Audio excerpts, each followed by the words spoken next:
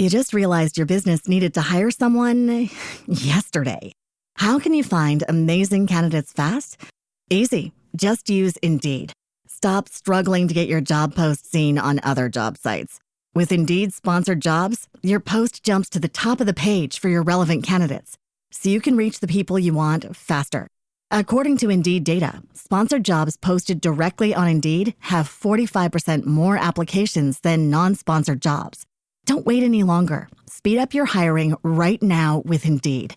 And listeners of this show will get a $75 sponsored job credit to get your jobs more visibility at Indeed.com/kidsandfamily. Just go to Indeed.com/kidsandfamily right now and support our show by saying you heard about Indeed on this podcast. Terms and conditions apply. Hiring? Indeed is all you need.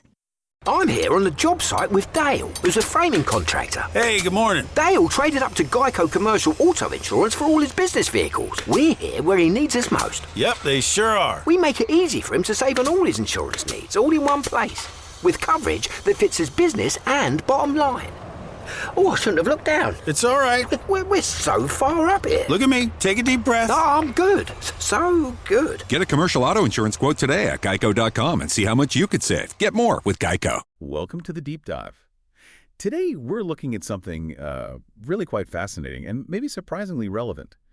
It's this peculiar discovery made in a place called Springville, specifically in Granny Green's garden. Yeah, and our source material for this is pretty unique. We're drawing from excerpts of a text called The Lilacs Who Laughed. It sounds whimsical, I know. It does, but it gives us this really interesting analogy for looking at feedback loops, right? And how appreciation works within a system. Exactly. We're essentially decoding a mechanism for, let's say, sustained positive feedback. So the big question for us today is, can that consistent care, that active gratitude, can it actually fuel joy, like systemically? Okay, let's get into it. So this all starts with a little girl, Lulu. Very curious. She's the one who first noticed this strange sound when she was watering the lilacs. Mm-hmm. And the sources are really specific about the sound. It wasn't just leaves rustling. It was hee-hee-hoo-hoo, actual giggling. Giggling flowers. Right. But what's really key here, I think, is Lulu's immediate reaction. She didn't just think, oh, magic flowers. She treated it more like a direct communication, like cause and effect. Ah, okay. So she gets closer, investigates, and she sees a lilac, a lavender one, apparently blink at her. Mm-hmm. And then it spills the secret. Yeah, it says, we're ticklish. Your watering can tickles our toes. Which is, it's the clearest possible setup for a positive feedback loop, isn't it? Absolutely. Action, the watering, the care gets this immediate, positive, measurable reaction, the giggling. Yeah. You couldn't ask for a clearer signal. And that's really where we want to focus our analysis today. We're using Granny Green's garden almost as a model system. Could be a team, a project, maybe even a relationship. Anywhere human action leads to some kind of desired outcome. So we're looking for the aha moments, how that initial joy gets sparked, but maybe more importantly, how do you keep it going? How is it maintained? Precisely. Because that initial phase, well, it was pure success, wasn't it? Oh, totally. The word gets out, spreads through Springville like wildfire, and suddenly Granny Green's garden is the place to be. The sources call it the full-blown giggle garden. Yeah. Kids lining up. And what I find fascinating about this initial stage is that the community, they didn't just stop at, oh, look, laughing flowers. They immediately started optimizing, experimenting. They really did. They went into full, creative testing mode, trying to figure out how to get the loudest laughs. Mm-hmm. What did they try? Well, the records mention varying water temperatures, which is interesting, dancing around the flowers in circles. Dancing, okay. Yeah. And even telling knock-knock jokes. Seriously. They were trying everything to maximize that joyful output. Pure engagement. And that gives us our first kind of core insight, doesn't it? That initial engagement, that initial output can be really boosted by creativity, humor, just high energy. People loved it because the reward was instant and fun. Right. It's a system thriving completely on novelty at this point. Yeah. The laughter makes people engage more, which makes more laughter. It's a virtuous cycle, initially. Initially, yes. But novelty, well, it has a shelf life. Enthusiasm is great, high energy, but it often lacks deep commitment. And that's exactly where the story takes a turn. Yeah, pretty sudden one. The sources describe this dramatic shift. One morning, everyone shows up, and the garden, just silent. Complete silence. And there's a visual cue, too, right? The lilacs had droopy petals, a clear sign of distress. The whole system had just stop. The output vanish. And this is the critical moment for analysis, I think.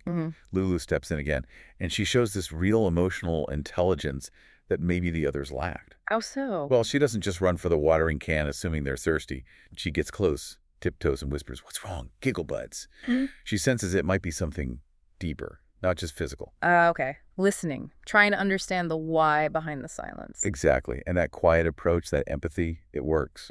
The lilacs respond. And their reason wasn't about water. No, it went beyond the basic needs. One of them, it says, sniffled and explained the real problem.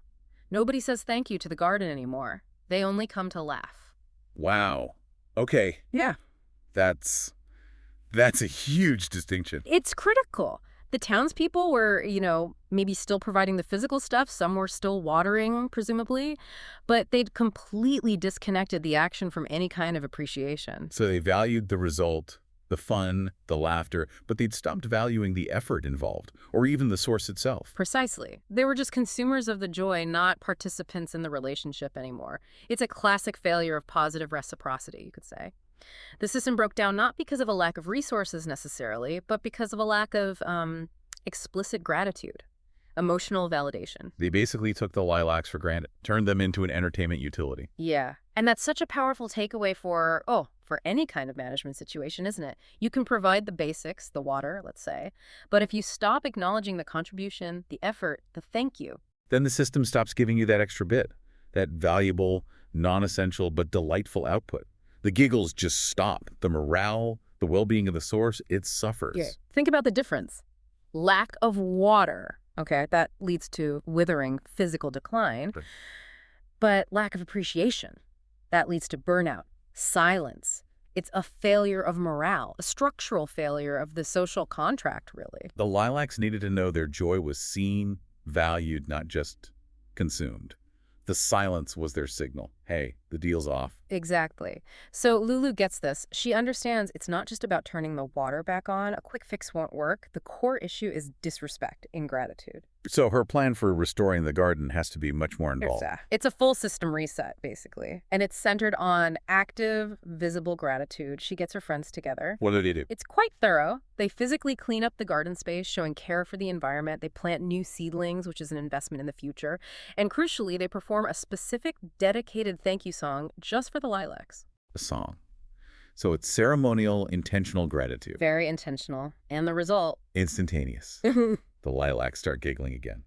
And the text says it was louder than ever. Which is compelling evidence, isn't it? That genuine appreciation was actually a more potent fuel for the system than just the initial novelty or mere obligation. Definitely.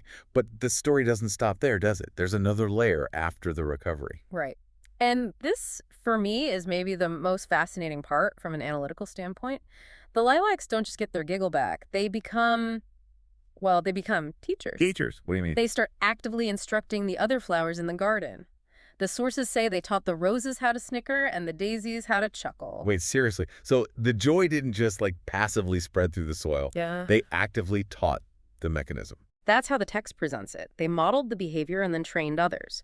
It suggests that this positive response, this joy fueled by gratitude, isn't just a passive state. It's a function, something that can be learned, replicated, and deliberately spread through a wider system. Wow. Okay. So the revival wasn't just about fixing the lilacs. It was about making the whole garden ecosystem resiliently joyful. Exactly. And that's what ultimately transformed the whole town, right? Springville became the giggliest, greenest town in the land.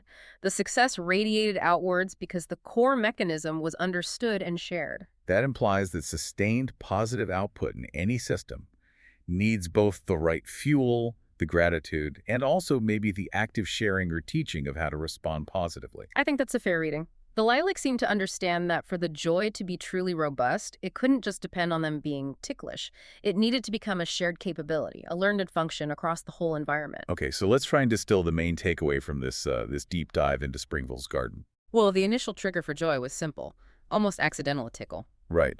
But the crucial lesson, the thing the text really hammers home, is that sustained joy, systemic joy, depends entirely on that explicit kindness and appreciation. The laughter continuing was conditional on the town showing genuine gratitude. And for you, listening to this, the application seems pretty clear, doesn't it? Yeah. If you want that sustained positive engagement, whether it's at home, at work, in any system you're part of. You have to consistently invest in showing appreciation. You can't just provide the basics and expect the giggles to continue indefinitely. Exactly. Neglecting that explicit acknowledgement of effort, of value. Eventually, it'll silence even the most enthusiastic contributors. It's the difference between just basic maintenance and genuine motivation. And we saw how that mechanism, once restored, didn't just stay put. It spread because the lilacs actively taught the roses and daisies. Which leads us to our final thoughts, something for you to maybe chew on. Since the spread of this joyful response in Springville seemed to require active teaching, active demonstration, what does that suggest about positive emotional states in our own systems? Is happiness just sort of passively contagious, like a cold? Or does creating a truly appreciative, positive environment require more conscious effort, like ongoing instruction, modeling, deliberate practice, to really make it stick throughout a whole group or system? Exactly. So the question for you is, how do your own acts of gratitude, the ones you consciously choose to express, how do they actually influence, maybe even teach the systems and relationships around you? Something to think about. You just realized your business needed to hire someone yesterday. How can you find amazing candidates fast? Easy. Just use Indeed. Stop struggling to get your job post seen on other job sites. With Indeed sponsored jobs, your post jumps to the top of the page for your relevant candidates, so you can reach the people you want faster. According to Indeed data, sponsored jobs posted directly on Indeed have 45% more applications than non-sponsored jobs. Don't wait any longer. Speed up your hiring right now with Indeed. And listeners of this show will get a $75 sponsored job credit to get your jobs more visibility at Indeed.com/kidsandfamily. Just go to Indeed.com/kidsandfamily right now and support our show by saying you heard about Indeed on this podcast. Terms and conditions apply. Hiring? Indeed is all you need.